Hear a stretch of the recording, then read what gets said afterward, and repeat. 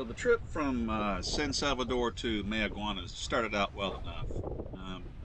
I chose to go just ahead of a cold front, and that is always a little bit risky, but at this point in time, it looks like it was an okay decision. We've got some cloudy weather, and there's a little bit of rain, but as Van Sant would say, gray and gloomy is good going, so I pressed on.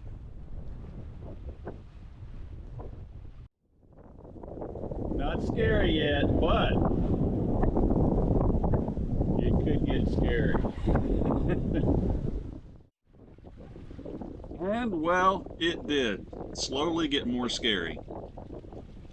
So I'm still traveling towards Mayaguana at this point, but the seas are building, and they're pretty much on the bow. So as long as the wave period doesn't get too short, I'm okay with this. All right, what do we got here? We got a squall to the north of us. We've got a squall to the east of us.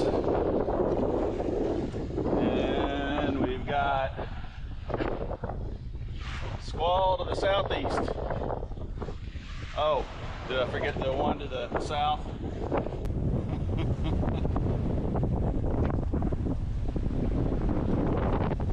So I guess we're in the right place.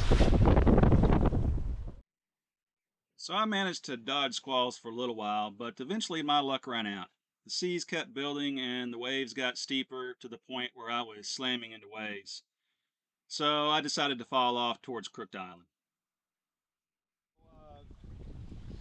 Yeah, what was predicted was about 15 knots gusting to 20, and what we got was sustained over 20 with gusts up to 25.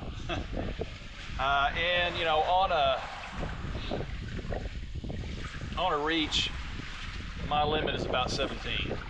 After that, things get really uncomfortable and pretty hard on the boat, you know, and it's just not worth it. So I fell off and am now headed towards Crook Island. And I should be there about 10 hours. So just as it gets dark, hopefully, well, maybe an hour after dark. Oh yeah, it arrived soon. The front arrived sooner than I thought, by 3 hours. It's turning east sooner than I thought by, well, a good 12 hours probably. And then it's stronger than forecasted. So yeah, we were kind of pushing it already, but those factors just kind of made it a no-go. So I'm on an easy downwind sail for the next 8-10 hours. And for the next 10 hours, the seas slowly did build up to a point where I was getting a little bit concerned.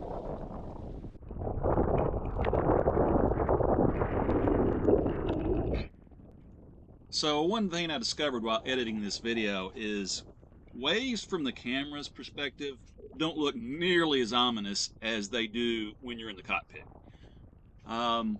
Trust me, I was a little bit concerned about these waves, especially being in a following sea and the period's getting shorter and shorter. And what that means, the waves are getting steeper and steeper. And it's quickly developing to a point where I can't fully rely on the autopilot to keep the boat from getting broached by oncoming waves, basically. And what a broach means is a wave will tend to push the transom of the boat ahead of the bow and turn it sideways to the weather. And that puts the boat at risk of being hit by the following wave and potentially getting knocked down. So I'm not anywhere near that point just yet, but that's in the back of my mind, and that's why I'm at the helm, and I'll stay at the helm for another, well, about 8 hours. So we were getting 25 sustained, 27 sustained, 30, 35 knot winds there for about half an hour. We got some monster waves coming now. Right on the aft. But the wind's died down. We're down to 10 knots.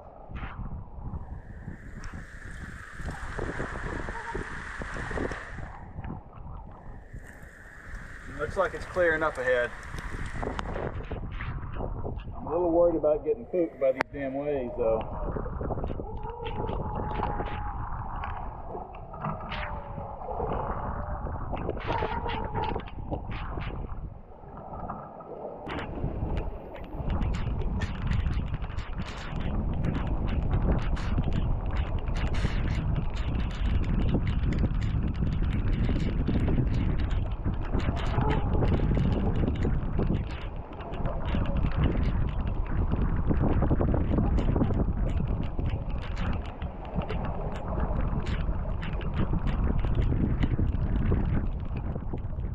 And while the weather did seem like it was clearing up and calming down for a short time, it quickly resumed. I was getting, upper 20s sustained and gusts up to 35, and the waves just kept on building, and the period kept on getting shorter.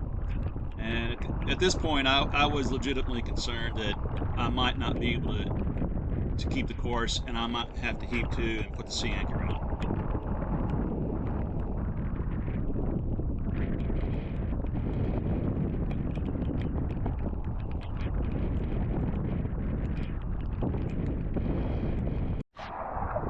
11.9 knots, surfing down, I don't know, 20-foot wave. That's the biggest wave I've seen yet. And it came in threes. 1, 2, 3. That was a little scary. Whew, we got about 3 hours left. Calm down just a little bit. We're below 20 knots for the first time all day, I think, except, well, early this morning. So, lesson learned. Take those forecasts with a grain of salt, because it was a solid 10 knots over what what they predicted. And to tell you what, there's nothing like 3 monster waves that push the boat, 2x hull speed to keep at the helm. So that's exactly what I did. I stayed glued to the helm for the next few hours.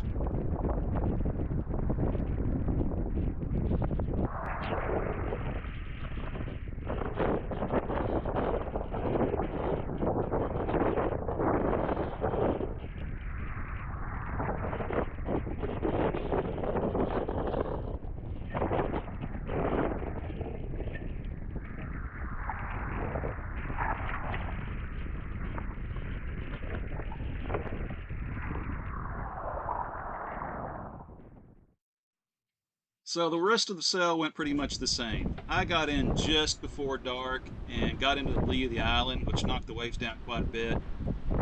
And then it was just a matter of finding a good spot to anchor before I lost all my light.